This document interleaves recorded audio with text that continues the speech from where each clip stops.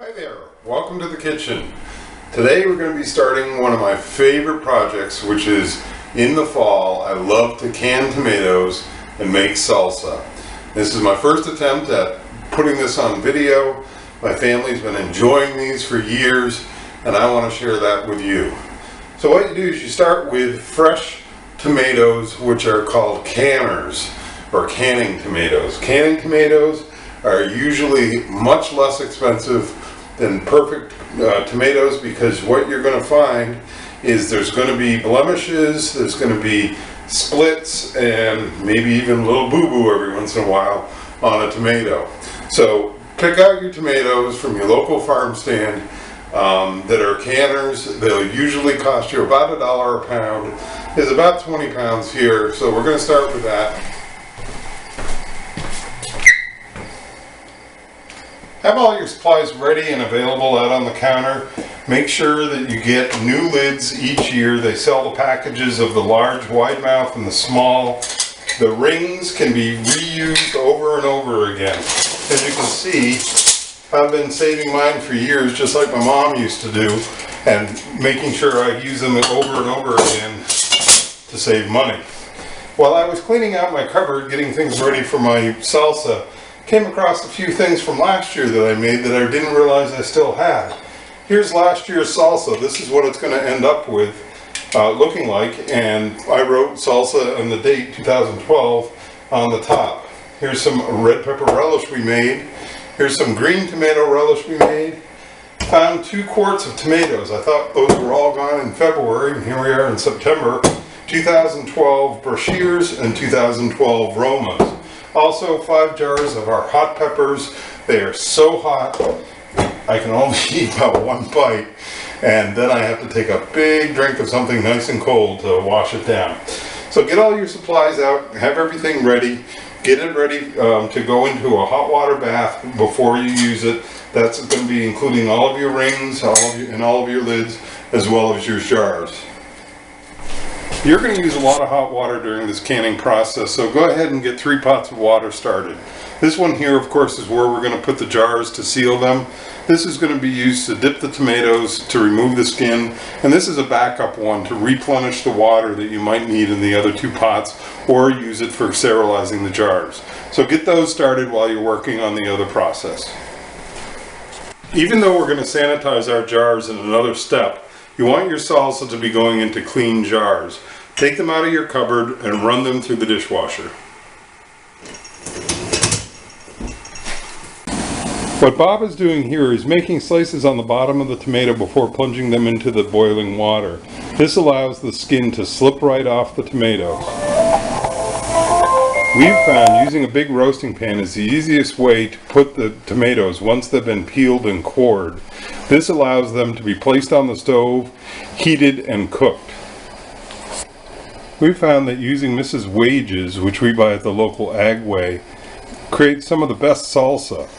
So after adding onions, peppers to the peeled tomatoes, we put them in a big roasting pan, put it on the stove, and heat it all up. Go ahead, Bob, add that package.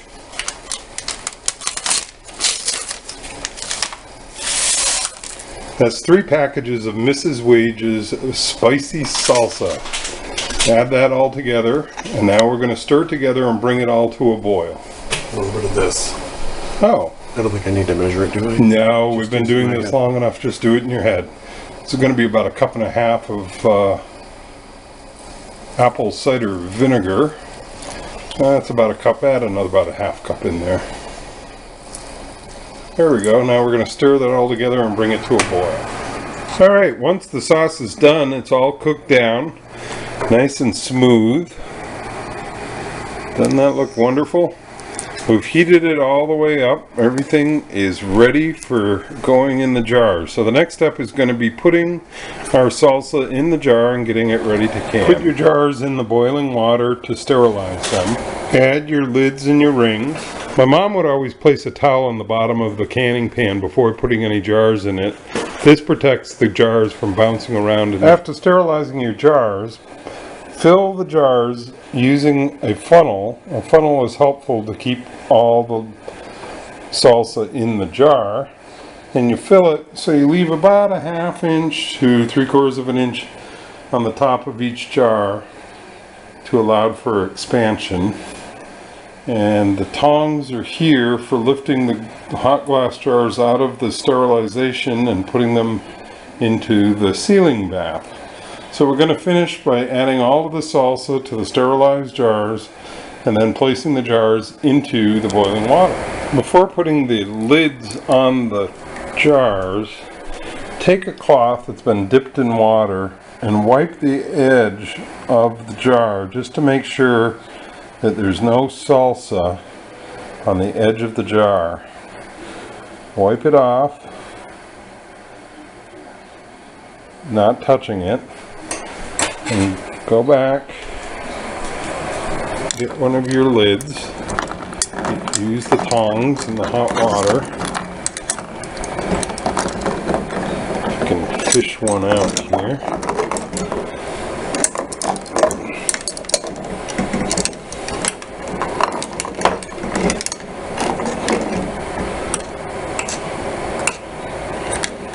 There we go. You have a lid.